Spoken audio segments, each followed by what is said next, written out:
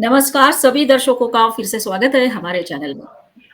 वैसे देखा जाए तो जो भी इल्लीगल माइग्रेंट्स हमारे देश में है, उनके बारे में हम हमेशा चर्चा करते हैं। अब एसआईआर के माध्यम से एक तरह से उनके ऊपर कार्रवाई भी हो रही है। इल्लीगल माइग्रेंट्स अभी बांग्लादेश पर्टिकुलरली या रोहिंग्याज़ बोलो,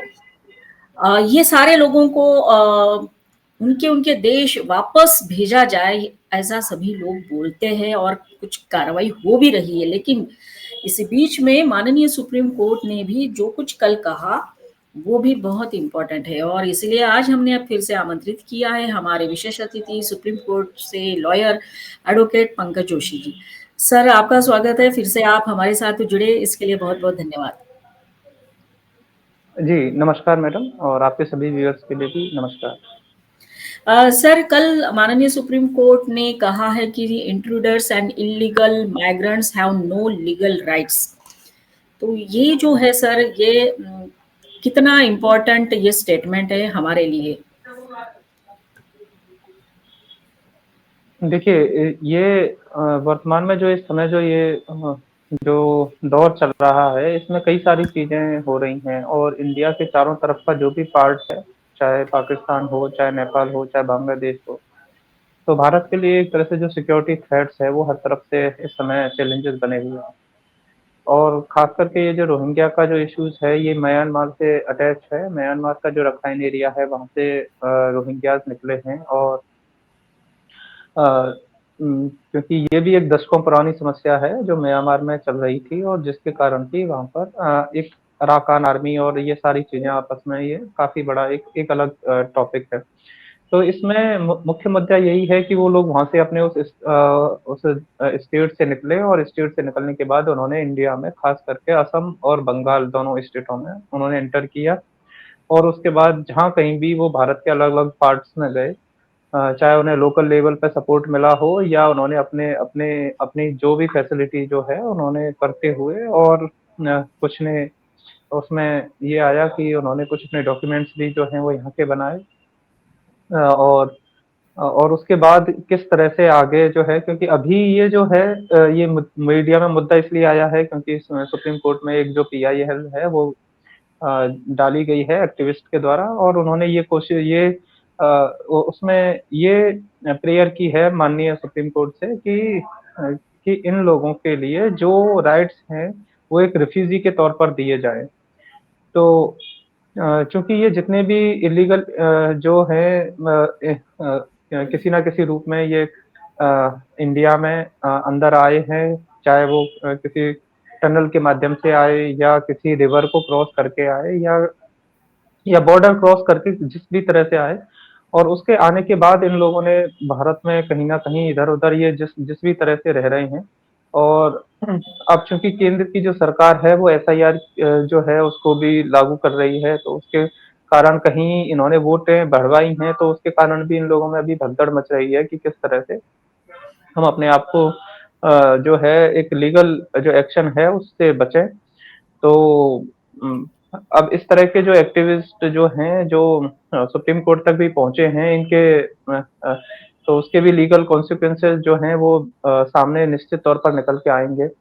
और इसमें मुख्य तौर पर चाहे हमारे इंडिया के कॉन्स्टिट्यूशन का चाहे ये जो भी प्रावधान है जिसका ये लोग सुप्रीम कोर्ट में ख़ास करके मुद्दा उठा रहे हैं, चाहे आर्टिकल 14 हो, चाहे आर्टिकल 21 हो, चाहे सिटीज़नशिप एक्ट हो, चाहे डिपोर्टेशन का लॉ हो, चाहे इसमें एनआरसी या रिफ्यूजी राइट्स इन सभी ये सारे इन सारे टॉपिकों को इनको एक साथ तो इसीलिए इसीलिए सुप्रीम कोर्ट ने के मुख्य सीजेआई जो चीफ जस्टिस हैं उन्होंने इस मुद्दे को अपने पास रखा और उसको अपने कोर्ट में ही इस मैटर को लगाया। और उसके बाद उन्होंने इस चीज़ को कहा कि अगर कोई भी इंडिया के अंदर बॉर्डर को क्रॉस करके आ जाएगा तो इसका मतलब ये नहीं है कि हम उसके लिए रेड कारपेट बिछा देंगे और जो इंडिया के सिटीज़न्स को जो राइट्स हमें देने चाहिए हम उन्हें उसको दे देंगे। तो ये निश्चित तौर पे कुछ जो भी लोग हैं, चाहे विपक्ष के जो भी लोग हैं या ऐसे लोग हैं, चाहे वो किसी भी फॉरेन फंडिंग के माध्यम से, चाहे उनके ट्रस्ट को पैसा आ रहा हो या जो भी लोग इस तरह के शामिल हैं, इस तरह की चीज़ों में, वो इस मुद्दे को बना बना रहे हैं, जिसको सुप्रीम कोर्ट ने आज उनकी जो है पूरी तरह से मंशा पे पानी फेर दिया और उन्होंने कहा निश्चित तौर पे कि इंडिया में कोई इल्लीगल रूप से आएगा तो हम उसे एक तरह से रिफ्यूजी नहीं कह सकते हैं। वो तो एक तरह से इल्लीगल इमिग्रेंट्स है, तो इल्लीगल इमिग्रेंट्स तो हमेशा इल्लीगल ही रहता है। और जहाँ तक जो मीडिया रिपोर्ट्स में आ रहा है, भारत ने इस तरह से कोई माइग्रेंट्स के लिए या इस तरह रेफ्यूजीज के लिए कोई अभी तक इस तरह से कोई लीगल कोई ट्रीटी पे भी साइन नहीं किए हुए हैं। ये बात अलग है कि जो इंडिया में जो एक नेक्सस है, जो कॉकस है, जो बना हुआ है, जो ओपन बॉर्डर की हमेशा वकालत करने में लगा हुआ है कि इंडिया की ओपन बॉर्डर हो जानी चाहिए, चाहे चाहे पाकिस्तान की तरफ से कोई भी आ जाए, चाहे बांग्लादेश की तरफ से आ जाए। तो ये जो इस तरह के जो लोग हैं, वो निश्चित तौर पे उनके उनके जो मंसूबे हैं, उन पे ज़रूर पानी फेरा है। और यस, अगर अ, हाँ, और आगे निश्चित तौर पे सुप्रीम कोर्ट इसे कहीं कुछ होता भी है, तो निश्चित रूप से वो जो डायरेक्शन है, वो गवर्नमेंट को वहाँ से ज़रूर निश्चित तौर पे भी मिलेगी। प्रथम दृष्टया में यही देखने में आया है कि सुप्रीम कोर्ट ने इस जो पीआईएल है उसको खारिज किया है, तो उसमें उन्होंने यही मुद्दे उठाए हैं कि आप लोगों को भी इस बात पे थोड़ा गंभीरता रखनी चाहिए। यस। सर बिल्कुल सर, माननीय सुप्रीम कोर्ट ने बिल्कुल साफ-साफ कहा है कि ये जो लोग हैं वो इधर-उधर से अंदर घुसते हैं, कभी टनल के माध्यम से अंदर घुसते हैं। लेकिन ये भी कहा है कि क्या सरकार ने इन लोगों को रेफ्यूजीज़ डिक्लेयर किया है कि नहीं किया है? तो सर एक्चुअली ये कुछ एक्ट है क्या कुछ? यूनाइटेड नेशंस से रिलेटेड कुछ है कि आपको डिक्लेयर करना पड़ता है क्या रेफ्यूजीज़ है करके? जी। देखिए, इसके लिए ऐसा है कि जो 1951 का रिफ्यूजी जो कन्वेंशन है, उसमें और जो 1967 का जो प्रोटोकॉल है, उसके इन दोनों के तहत इंडिया जो नेशनल जो रिफ्यूजी प्रोटेक्शन फ्रेमवर्क है, उसमें इंडिया ने कहीं इस तरह से कोई स्पेशली कहीं भी किसी के लिए नहीं किया है। चाहे रिफ्यूजीज के रिगार्डिंग चाहे तिब्बत क्राइसिस हुआ हो 1959 में, चाहे बांग्लादेश क्रिएशन के टाइम पे 1971 में इस तरह की चीजें रही हों, चाहे श्रीलंका में सिविल वॉर हो रहा हो, अफगानिस्तान में हो रहा हो, तो उस समय इंडिया ने इन सभी जो भी लोग आए उनको शेल्टर दी अपने यहाँ, क्योंकि उस समय लाखों लाखों रिफ्यूजी आए थे, तो उस समय तो वो सभी जो था वो एक ह्यूमैनिटेरियन ग्राउंड्स के बेसिस पे किया था। वो कोई इस तरह का कंपल्शन नहीं था कि हमने कहीं पर कोई इस तरह से जो है उसमें कोई सिग्नेचरी हम अथॉरिटीज हों कि हम वहाँ पर इस तरह से करेंगे। लेकिन अब इसमें इसमें जो पिटिशनर ने ये जो कहा है कि उन्होंने क्लेम करके कहा है कि जो डिपोर्टेशन है जो अब इंडिया की गवर्नमेंट करने जा रही है, तो उन्होंने उसको सीधा-सीधा चैलेंज करते हुए ये कहा है जो राइट टू इक्वालिटी का जो आर्टिकल 14 जो है उन्होंने उसको उसपे बेस बनाया है। आर्टिकल 21 में जो राइट ऑफ लाइफ और लिबर्टी के लिए जो इश्यू है उसको, तो इसमें सुप्रीम कोर्ट ने स्पष्ट कहा है। और चाहे इंटरनेशनल लॉ में भी जो भी ऑब्लिगेशंस हैं इंटरनेशनल लॉ के और ट्रीटी जो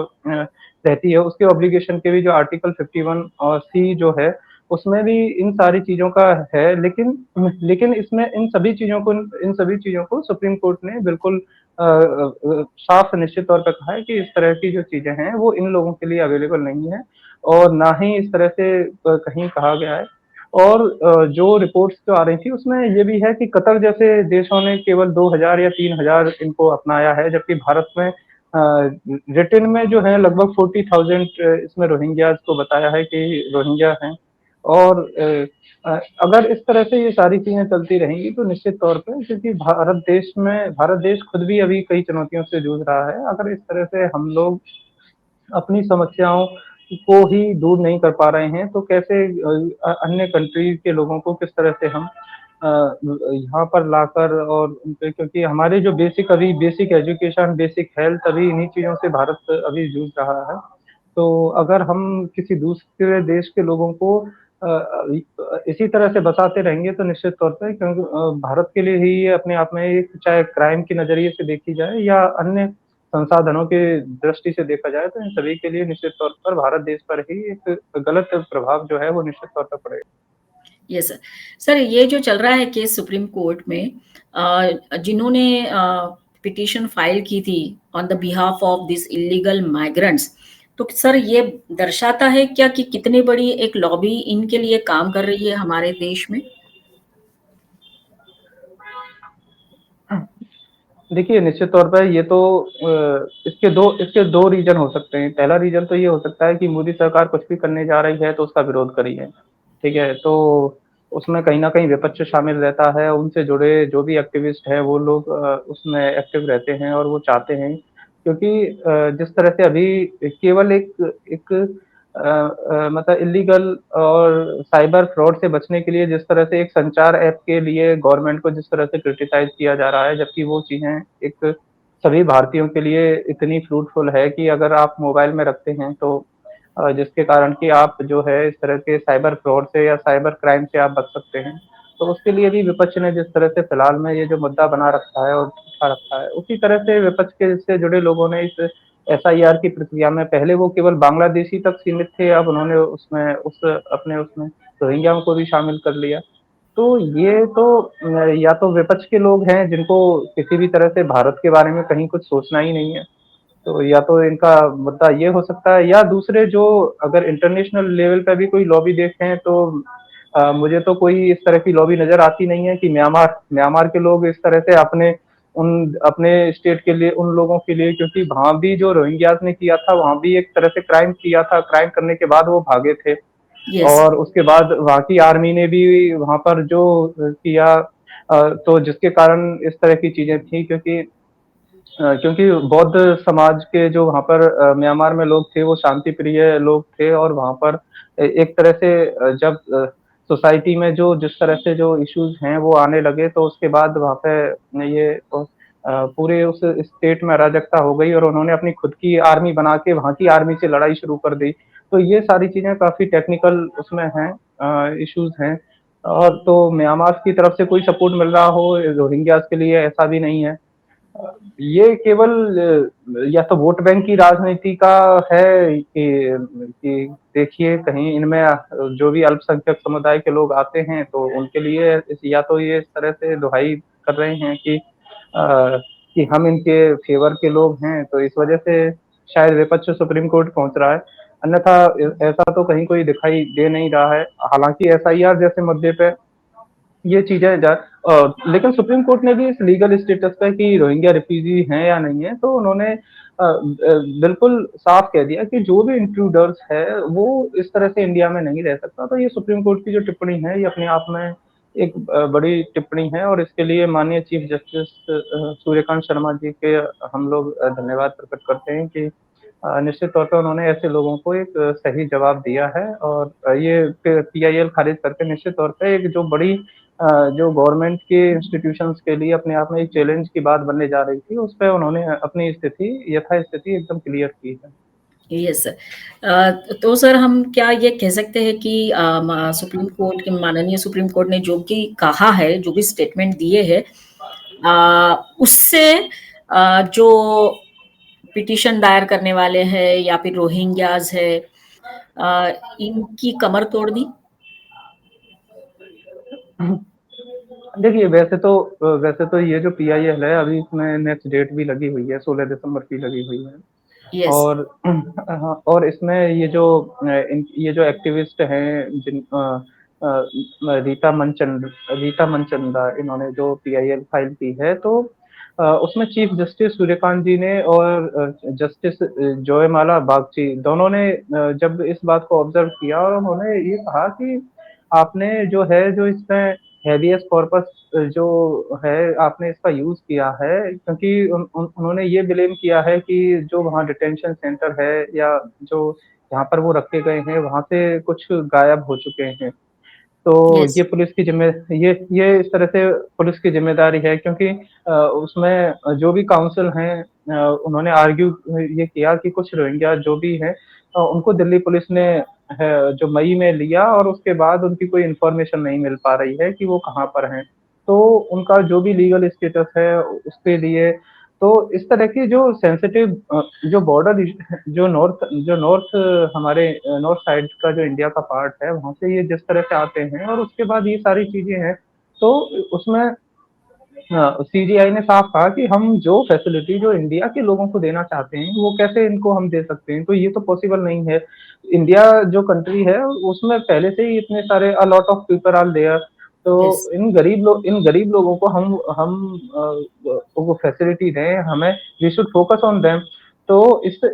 तो इन सारी चीज़ों में ये कहीं न कहीं आम भारतीयों के लिए जो समस्या है, क्योंकि अगर कोई भी व्यक्ति जो है वो अ,